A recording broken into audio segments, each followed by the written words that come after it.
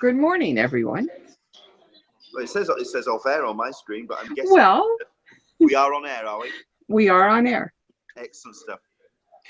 Oh, and she's got her cup of tea as well. Mm. Get yourself in this thing. Yes, Well, absolutely. hello there. I'm afraid I'm letting the side down. Oh, I bring tea or coffee. Fair enough. Okay. Might as well do the official introduction. Welcome to Talkin Comic-Con, a cup of tea with an Englishman in San Diego. My name's Leonard Sultana, and you find us. The reason why we haven't done the 5-minute countdown this episode is because the show is being hosted by Alyssa, who doesn't have the 5-minute countdown stuff. I kind of put all that together. The reason why Alyssa is hosting the show is because you find us at Thought Bubble in Leeds. This is the Holiday Inn Hotel, which is literally, I mean, if I just point the camera around, that's the tent or the marquee, which is sponsored and hosted by Comixology. And this is quite rightfully put as mentioned as the largest sequential art festival here in the UK.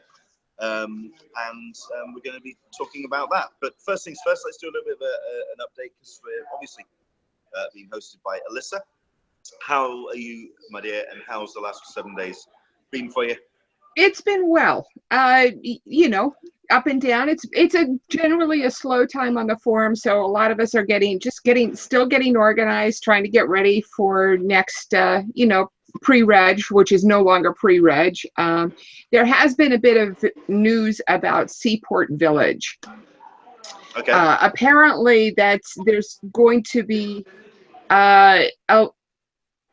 that we're losing the Harbor House for our post-con meetup, which is kind of sad because they make a great risotto. But it looks like we may be getting more hotel rooms. So there is some movement in those types of areas, but it's very peripheral and kind of on the edges of things. Okay. Fair enough. Well, I mean, I'm guessing that's what the forum's been kind of talking about this last week, and no doubt they've been talking about your fantastic Expanse post that you put up at the beginning of the week. We talked about this briefly on last week's show. Alyssa has been a massive advocate for the Expanse TV show, and she put a post up. Do go to friendsofcc.com.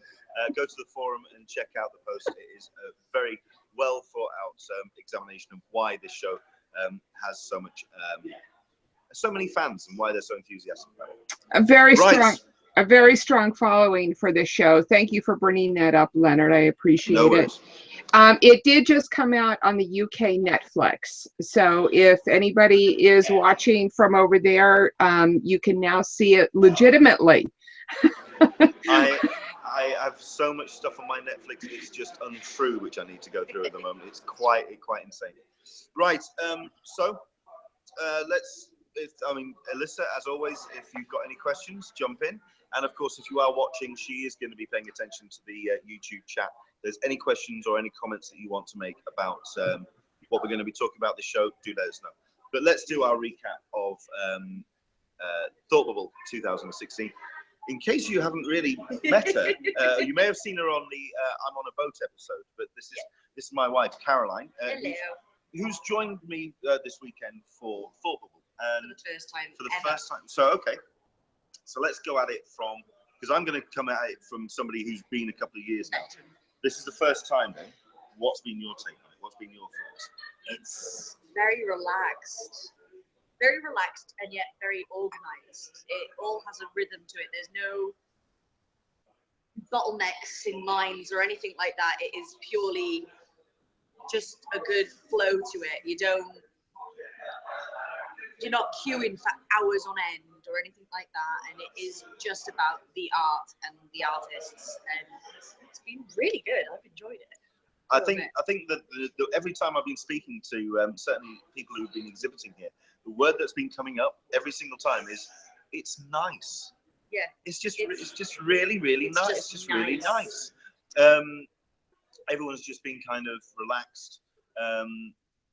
I think a lot of people have been very surprised that they've come for one artist or one thing to see, and then they've been blown away by someone else, and then they've turned a corner and there's been somebody else. I mean, myself, I mean, I came a lot for the WICDIV team of Jamie McKelvey and Kieran Gillen. Sorry, bear with me. There's been it's been a long weekend. But I mean, you've also had a number of their variant cover artists here. So Kevin Wadder has been here, and Stephanie Hans has been here as well. So admittedly, my weekend has been getting a lot of signatures on my books and getting that all signed up. But I've been here to see WICDIV.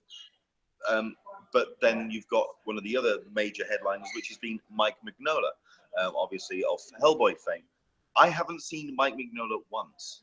I haven't seen a panel of his. I haven't seen any of it because I have seen other things that have attracted my attention. The big one for me, and I think for yourself as well, has been Kim Jung-ji, or Kim Gung-ji. Okay, he's a Korean artist. I'll get there in the end. He's a Korean artist. He's somebody who was announced as a guest for Thought Bubble 2 weeks, mind-blowing, 2 weeks before he got announced as the variant cover artist for Marvel Civil War 2, the 8-piece connecting variant work. At which point people kind of started waking up to this man's talents.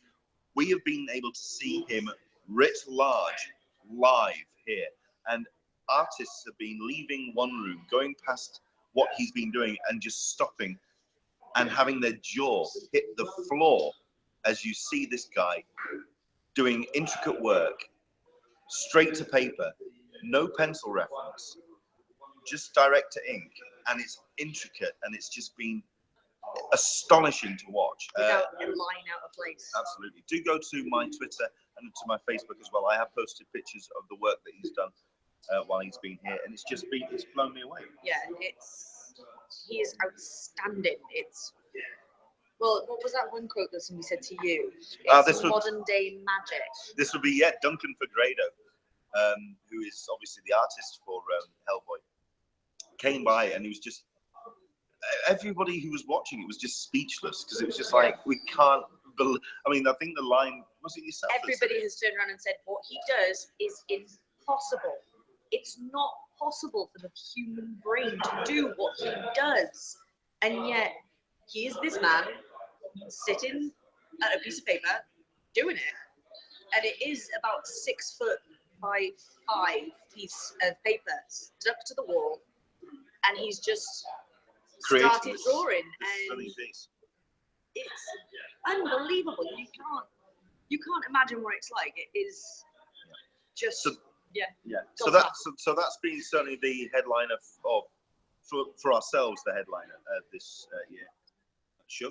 Okay. Oh, right. I'm gonna actually show. Yeah. To be honest, for myself, it has been all about getting my books signed, and because this has been wall-to-wall creative artists, that has been the ability for me to do that this year. Because the one thing I will say about Thought Bubble is 3 rooms. That's the Royal Armouries Hall, which is part of the actual Royal Armouries building. You've got the New Dock Hall, which is a conference room space on the opposite side of a courtyard. And in the middle of the courtyard is a large marquee or tent, which is a hard shell, well lit, well heated. Yeah, everyone's been very comfortable with that. But it would not have been a good. But it's all 3 rooms, with only very small exceptions. I mean, there's only like a handful of retailers. It's all been about artists and small press creatives, and it's to that end, it is frankly the largest artist alley I've ever seen, and I have seen some big artist alleys. I've seen Alyssa. You did your walkthrough of New York Comic-Con. This is, I'd say, 2 of those rooms are the New York Comic-Con. Now this is 3 of them. You stick them all together, it's just immense, and it's wall to wall. Very, very, very impressive. But I know you want to show this off. This is Kim Gung-ji, and this a piece. Is the print that I bought. It's 28 of 99 of these, and it's so a little bit further back. Oh, that's so gorgeous. It's stunning. And I turned around to Leonard and I said, I don't know what it is, but I'm drawn to this. Out of all of the prints that he's got on sale, I'm drawn to this one, and I'm not sure why. Admittedly, certainly his commission stuff and the stuff that you can buy from him hasn't been cheap, or isn't cheap. And it's got to be said, a lot of people have said that about a number of the artists here at Comic-Con, at this event, sorry, at Thought Bubble, that they haven't been cheap in terms of the price that they've been charging at. But it's all good quality stuff. You can't deny it. That was really good. That was only £20. If you don't mind me asking, how much was that print? That was £20. That was it, £20. That was nothing really. Yeah, that is gorgeous. Considering his commissions for a 12-inch A4 sheet is £800, and for the 12-inch by 18-inch, that clocked in at £1,250. That's a little bit outside of our current budget. Yeah. So I would have liked to for Christmas. I'd like to get one ordered, but that was not going to happen. That's fine, unless we win the lottery. Yeah, absolutely. I'm okay with that. Sure. So, I mean, the other great thing about Thought Bubble as well, and this has been a planned thing from the word go, is that it's a very egalitarian event, that you do get headliners that do work for, say, the big two, right next to somebody who has got a comic printed up on 2 A4 sheets of paper, folded and with a staple, sat next to each other. It's really a level playing field. It's very, very impressive. What they have done this year as well. No one seems pretentious or anything. Everybody's so happy to talk to you and to spend time with you and to find out what your thoughts are on everything. And that's really nice. Yeah, that's been very cool. Are there any comments coming in, Alyssa? Any questions or anything? What we've got a lot of people saying hello, from Craig Lindis and Andrew English and Michael P. all say hi. Oh, and as does Mark Serby. Hi, Mark. It's Michael P. says it's an investment and love both. So I think that has to do with the prints that you were getting. So everybody's just saying hi.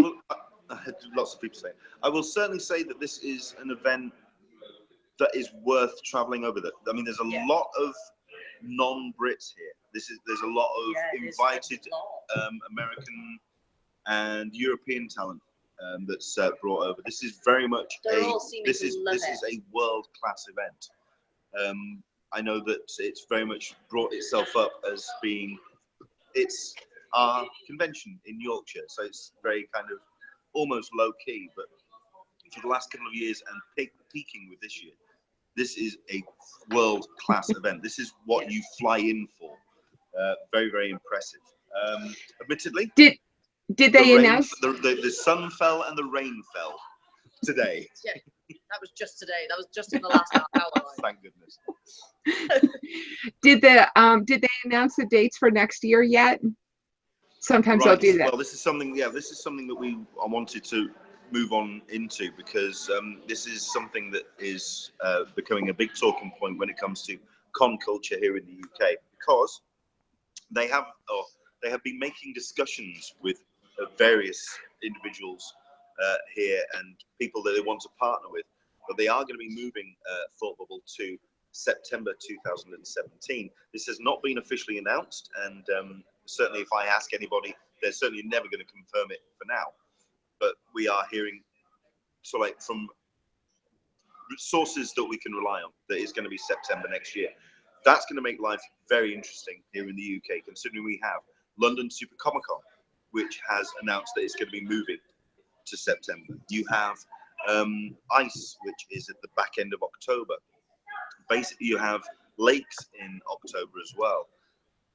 It's getting very crowded, and I think we talked about this last week on the show, that it is proving to become a very crowded convention calendar here in the UK. But I think that's the same worldwide. It's getting a bit dense now. There's a lot of dates in the calendar.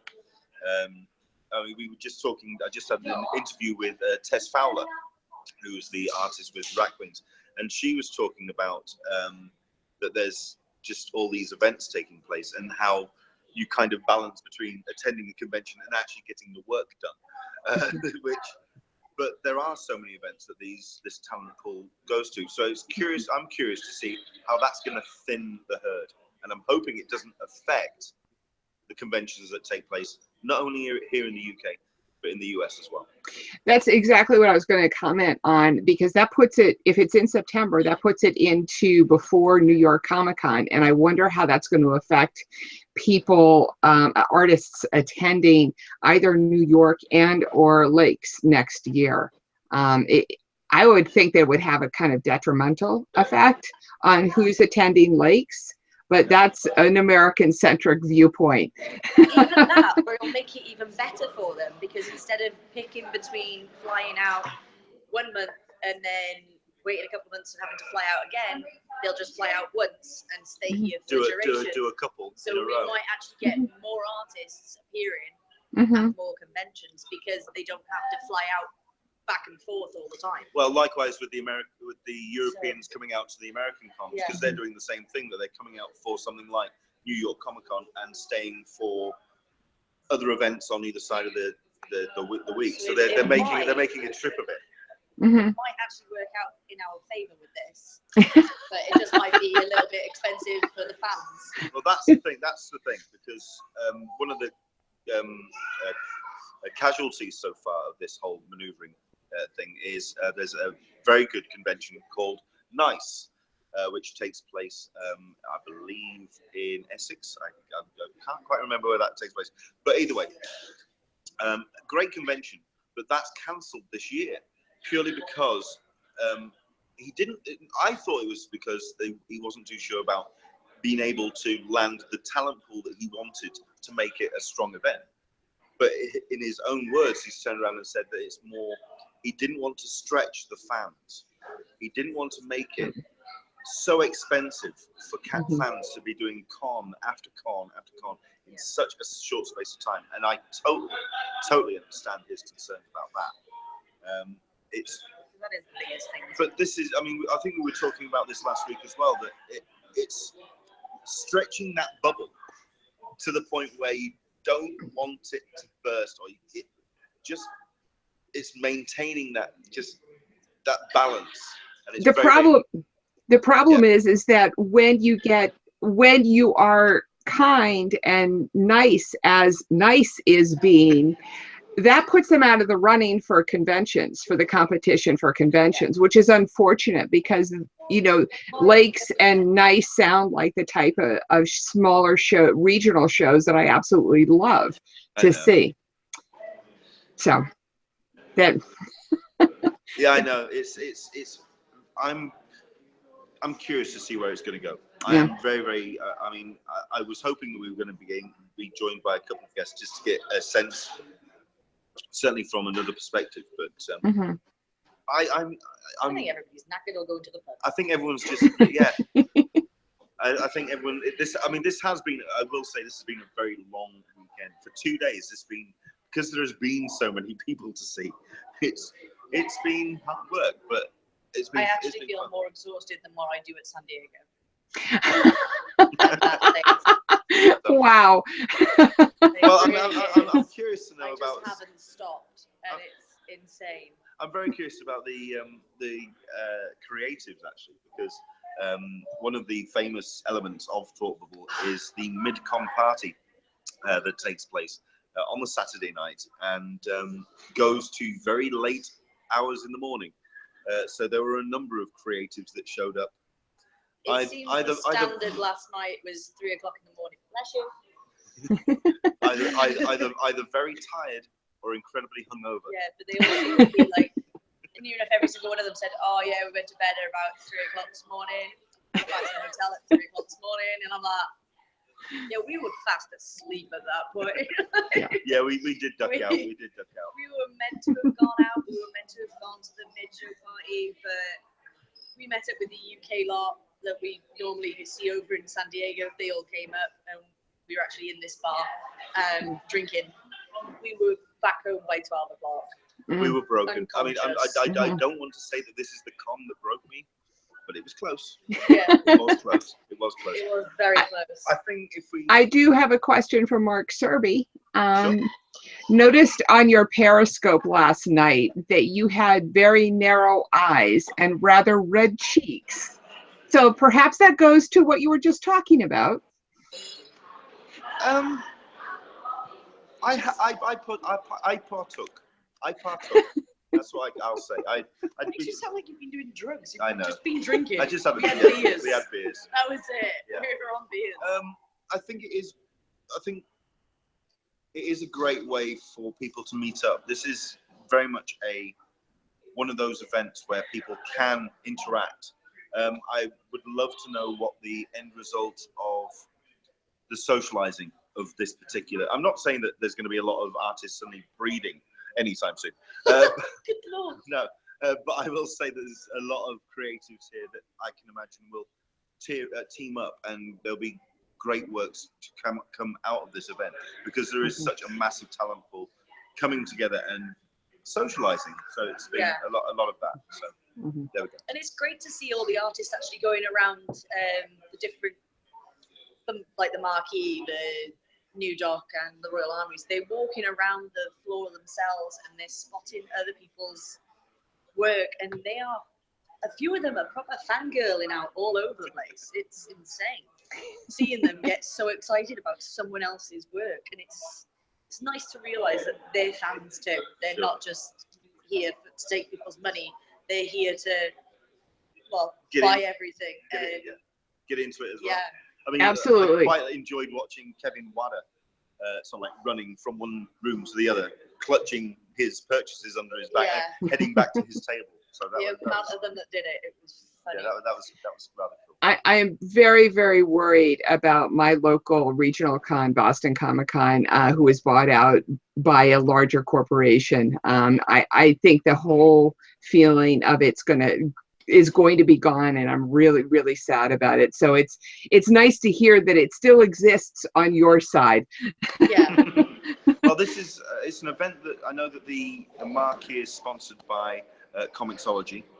I know that they do get a number of this is the other conversation we have had on previous events about the battling for Arts Council money as well, and just the what it takes to put this event on. But so far they have eschewed the corporate money. I mean, I think Image Comics is the largest publisher that shows up here. So possibly, yeah. Yeah, so I mean, they had a number of artists that were representing, and they had a couple of tables as well. They had an Image Comics panel dedicated to the creators that were in the room. So a number of the Image Comics writers and artists. I think that's the largest publisher here. I mean, if DC or Marvel ever showed up at Thought Bubble, then again, I say that. I actually said when we were queuing up yesterday morning that there's not going to be a single table selling Funko. It's not that kind of festival. And there is one table selling Funko. And I will say, it feels so out of place. It feels so wrong. It was really weird. It feels very strange. There's no table selling tat. It's just pure artwork. I mean, that's so refreshing. So refreshing. So there we go. That's to wrap things up. I'll just say this has just been a lot of work, but it's just been so enjoyable to just turn around and every single footstep you've put forward, there is another thing to see of incredible quality. It's just the standard is so high at this particular event. It's stunning to see. Yeah, definitely. Last year you had the same tone of voice and same enjoyment of Thought Bubble. That's why I was looking forward to this particular show so much this year, just to hear your to live vicariously, I think is what we're all doing. And just enjoying the cons. Yeah. I mean, obviously there are other events which I do kind of rant and rave about, and they all have their own very much their own flavors. I absolutely will still rave about lakes. If anything, I would actually say Kim Jong-ji would absolutely sit in lakes because it's more like the fine art element of comics and comics creation, of artwork, if you know what I mean. He would sit very nicely in the lakes, kind of like talent and the lineup. But football, it's because it's just the amount of talent that's involved that makes it its own appeal. You were getting books signed. You were going up to the artist, you were getting them signed, all of the variant covers, all the covers that he's got. Whereas me, I was all about basically waiting until something caught my eye, because I like to get the prints, I like to get the artwork. And it was literally the second something caught my eye. Okay, I walked away, I'd come back, it still caught my eye. After about the third time of me doing that, unless it was selling out, I bought it. Yeah. And I did. Absolutely. I bought a few things. I bought the Western print that I just showed you. I bought a very, very large X-wing print. There was a screen print. Where the hell are we going to put that? I have no idea where we're going to frame that. I have no idea where I'm going to get a frame for it or anything. So there we go. But yeah, I always look out for the artwork, and it is literally just whatever catches your eye. That you go up and you speak to the artist. And one of my favorite ones was Lyndon White. He was really good. Sure. His work, and he's colorblind, which was unbelievable when you looked at his work. John Davis Hunt. He was awesome. Great creator for a 2000 AD artist, doing Such a nice guy as well. Some great work. You could just everywhere you look. I mean, admittedly, you do get your standards, the people you expect, such as Adi Granoff, who will only smile if you're spending money, but very talented artist. Great to have him there. There was people. It says a lot that when you have people like Davis and Henderson, who's behind Amazing Squirrel Girl, and they are not the headliners. They are part of a lineup of incredible. Ryan North. Ryan North and Henderson. Yeah. Sorry. Oh, hello. Oh. Whoops. Oh, cool. This just to go back to what you were saying, in case people don't understand or know about buying original art, one of the things that I do, like you, Caroline, is that I'll go back. I bought this particular piece of art at. No worries. I got it. I went back, probably 3 or 4 times. Thankfully, Nick Bradshaw is an absolutely gentleman, kind, very friendly person. But it took me that long, and I finally ended up buying this on Sunday night. But this was the piece that I ended up getting, simply because I loved I just loved, yeah. I just enjoyed it so much. It's from the Guardians of the Galaxy and Nick Bradshaw. But I think it takes that amount of you really have to let the art speak to you over a day or two, especially if you're going to put a lot of money into it. And so I would heartily agree with you with regards to that. Yes. Oh, thank you so much. Right now. Oh, that's what you got. Nice. This was that's the gorgeous. Original pencil sketch of one of his artworks of Lyndon White. Now, I was walking around and I saw this one print of like a skyline. Well, it wasn't even a skyline, was it? It was like a skyline, and it caught my eye, and I bought it straight away. I must admit, that one I did. I had to. Don't know what it was with that picture, but the stand that I bought that one off, the gentleman turned around and said, "Well, the artist beyond that one is just over by there. If you take it over to him, he'll sign it for you." So I walked over, I got him to sign it, and then I looked through his portfolio, and they were all coloured ones. They were all different colours, like they're beautiful, beautiful pieces in colour. And then I got to the back of the folder, and it was all pencil sketches, the original pencil sketch to these prints. This one, it's called Black Sheep, and I just fell in love with it. And it took me literally 2 days to buy it. I thought this is the last thing I went and got on our way out the door. So I was like, no, you know what, sod it. I've been looking at this picture all weekend, and I'm just like, I want it. Yeah. I'm not gonna walk away from it this time. I want it. But you've got to love it when that happens. When you come across that kind of thing. That's cool. But so to summarize, then I will say that this has just been an incredible event. Yeah. I'm definitely coming back next year. Definitely coming back next year. Curious to see how the change in date is going to affect it. Admittedly, I think it may attract a few more people, if anything, because it's going to be warmer. Because the one thing I did quite like was all the Americans that were coming into into England around the Tuesday, Wednesday, Thursday time, and saying, "Oh my God, it's so cold here. It's Yorkshire in November. What the hell were you expecting?" That's just the way it was going to be. So September, hopefully, it'll make life a little bit easier. But it's going to be interesting to see, especially with the American timetables and what actually in the shows that are in the States, how it's going to thin out the crowd, basically, how the talent pool is going to be attractive. Because obviously in November, it's a little bit, we're at the end of the con season worldwide, so there's the talent available. How that move to September is going to affect it is going to be interesting to see. Yeah. So there we go. Cool. Wonderful.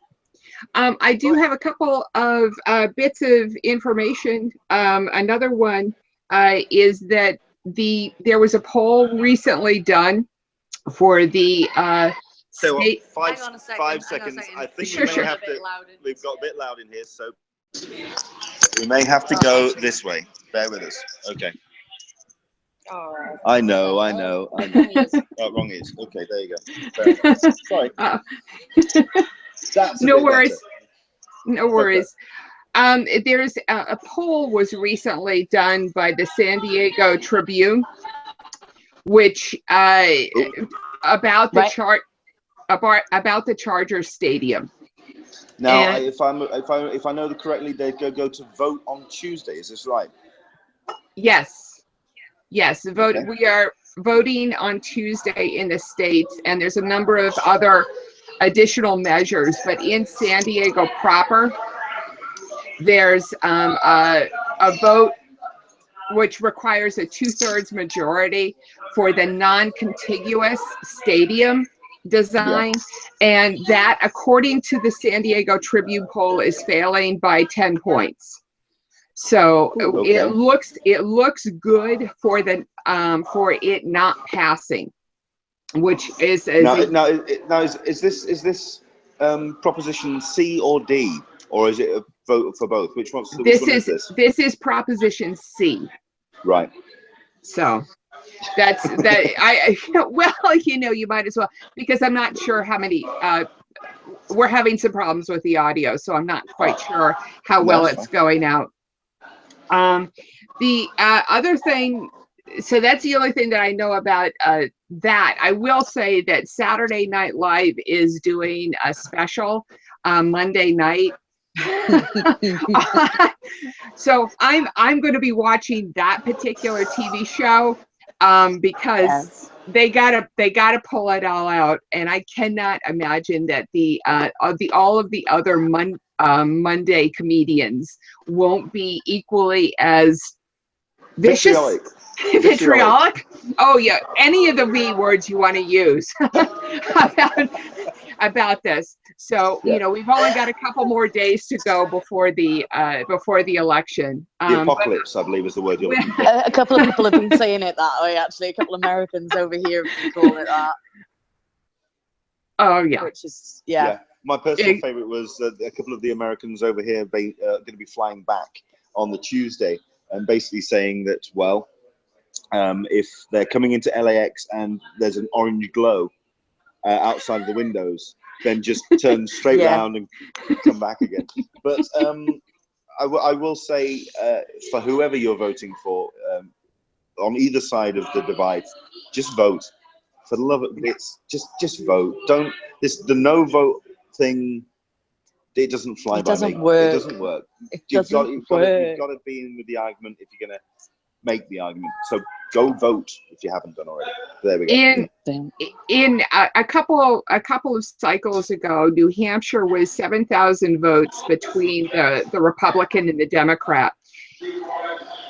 All of those 7,000 votes, and I think Ralph Nader got 15,000 votes.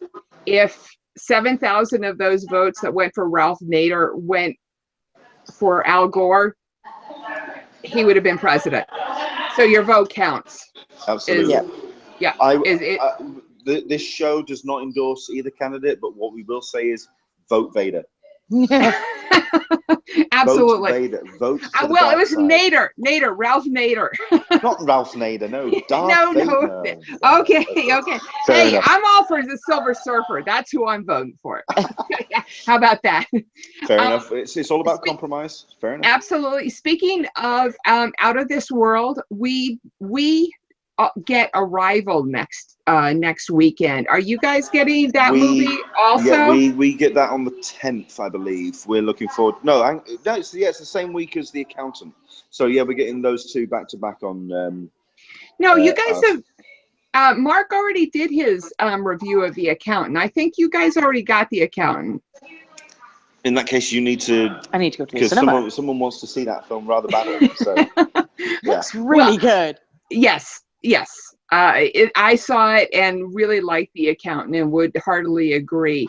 But I think that we both see The Arrival at the same time. And if everybody recalls, Mark Serby has seen it and gave it a very good review. Even my 17-year-old is going to come to the movies with me and watch it, which is a rarity. So. Okay. I think we've got a fantastic couple of months when it comes to cinema coming up, because obviously Arrival. Yeah, it is out already. It's out already. We're gonna have to go see that thing. Arrival. You ready? Arrival. Assassin's Creed. Yes. I cannot wait for that film. And then of course you've got Rogue One as well. So obviously some great films. I'm one of the only ones in my household that wants to see King Arthur and the Legend of the Sword. Well, when's that out? I thought it was next year. I think it's early next year. I'm not entirely sure. So the new Guy Ritchie take. Oh, go on. There may be also Fantastic Beasts. Yes, of course. Just saying. No, it's going to be a great. This is the thing with our relationship is if there's a movie Leonard wants to see, we go see it. If there's a movie I want to go and see, it conveniently gets forgotten. Not at all. Not at all. But no. To be honest, we saw the Fantastic Beasts trailer before Captain America. Not Captain America. Before Doctor Strange, and no, the latest trailer blew me away. Actually, I was very impressed. So no, we will probably be going to see that. We will be going to see that. We will be going to see Not that. probably. We will. There you go. Cool. Any comments coming in on the Q&A? Because I think we'll make this a relatively quick one, because obviously I'm on mobile data, and this is probably charging through. Andrew English talks about, yes, The Accountant came out on the 4th, and The Arrival is tomorrow. He also says, and the 18th for Fantastic Beast. So I'm not. Yes, that's the following week. I just, in terms of the weekend TV, because I know we're heading towards the wrap up, I just wanted to say that there's not much happening for American television this week. It's a good time to unstack. Because I suspect there's something else happening. Yeah. Exactly. Conveniently. So it is a good time to unstack some of those shows on your DVR and perhaps stay up and watch The Expanse on Netflix, or turn everything off on Tuesday and just watch something on your DVR, for God's sake. Exactly. But I also wanted to say, Leonard, I did catch at your urging 2 episodes of Black Mirror. Okay. Oh, I love it. I absolutely love it. Thank you so much. You are absolutely correct. Black Mirror. I've only seen the first 2 episodes of the first season, so I don't know what season 3 is going to be like. But there's only right, okay. 3 shows in a season, so you can bang through that in a right. I thought you saw the first 2 of the new season of the new 6. No. Fair No. enough. You've gone all the way back. Fair enough. Well, you have to start from the beginning. Yes, there's no point in starting halfway through. Yeah. But it's an anthology series. You can pick and you No. can go to any of them. Anyway. Yeah, but no. Yeah, Okay. but no. Not gonna happen. No, I mean, I think it's the 3rd one, which is the entire history of you, which is the one that has been optioned by Robert Downey Jr. to be made into a feature, which I believe is the 3rd one in the 1st season. So yeah, I mean, these are big stories. They're big stories, very dark, and yeah, there we go. Very dark, very cutting edge. They remind me of those hard-biting 1950s and 60s satirical novels, science fiction novellas that really cut to the chase, which I miss from my childhood. Just to go on, we do see a couple of fall finales happening. Superstore, Chicago Meds, Better Thing, and The Blacklist is taking their fall season finale. But do catch Saturday Night Live on Monday at 10 p.m. and try and survive throughout all the election coverage. I have yet to work out when we in the UK will find out the results, whether we're going to be awake or asleep, whether you guys then again, I can imagine there's going to be a lot of people on both sides, well, across the globe, that's going to be staying awake a lot through this thing, just to see where this is going to go, because this is just nuts. Okay, do you want? Can I spend some time and get wonky on the on the Electoral College? If anybody wants, on Tuesday night, I'll try and post to the forum. We've got a political thread going, but oh, absolutely. Well, given the Electoral College, there's 3 or 4 states on the East Coast that are really critical to watch, and we'll see how the country swings when the results from those 3 states come in, and then we can start kind of running the math for the West Coast, for the Central and West Coast stuff. So we might have an idea early what's going to happen. Fair enough. Now, I don't know how many people we've got left watching now that we've started talking politics, but we'll say farewell. Fair enough. Okay. Right. More than I thought. More than I thought, yeah. Okay. Right. In that case, we'll wrap up from here because we're going to no, it's okay. That was low power mode. This is eating through the battery. So yeah, we are going to make a move. Yeah, battery's about to go. Yeah, we are going to make a move. No, it's okay. We're fine for the moment. It's okay. Next week we are back with. I mean, we're kind of like moving on from our con reports, but what we are going to be doing is we're going to be speaking, hopefully, to Anthony Bresnikan, who is Hall H panel moderator of note. He was the one that hosted the Aliens panel in Hall H this year. We're talking to him about coming on the show in the next couple of weeks, hopefully for next Sunday as well. He's also one of the primary writers for EW, so he'll be able to talk about that kind of perspective into San Diego Comic-Con, so that'll be rather cool. We are hopefully going to be getting a representative of the non-continuous expansion proposition in the next couple of weeks. Hopefully we're going to have that represented. I've been wanting to do a show on this for a couple of months, so hopefully that's going to happen. Really hope it. What was that? What was the?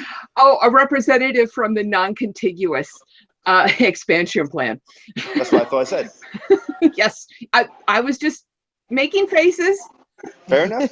No, I think it's best if we do get both sides of the scale. I mean, I'd love to get every element to this. It's a big thing, and I want to try and get both sides of the coin on that.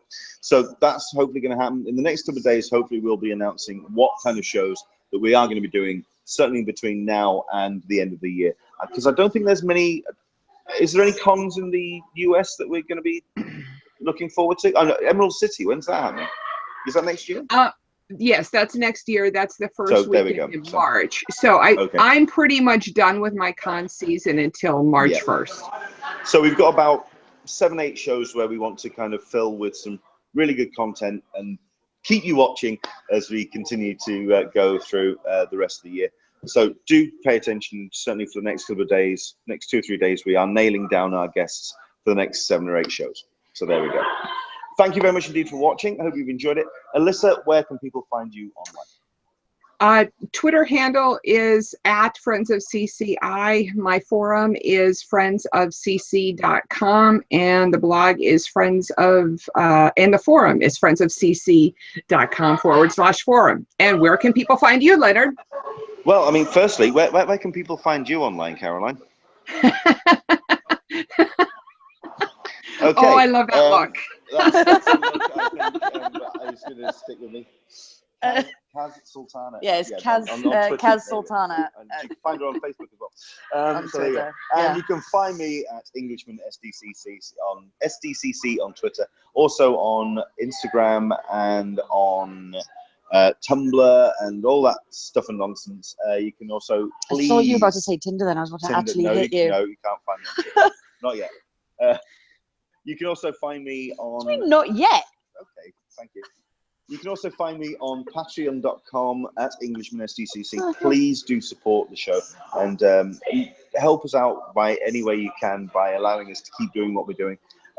You can also find me, if you just search for an Englishman in San Diego.com. You can find all the bits and pieces that we're doing. And yes, hopefully I'll get my report up and my photos of Thought Bubble 2016 on the website in the next day or so. So there we go. That's been our show today. Thank you very much indeed for joining us. Hope you've enjoyed it. Like I say, next couple of days, keep your eyes on the website because we are going to be announcing who our guests are on Talkin Comic-Con over the next 6-7 weeks. Okay? Thank you very much indeed for joining us. Do take care. Oh, Alyssa has something. No. I was just going to say goodbye. Bye.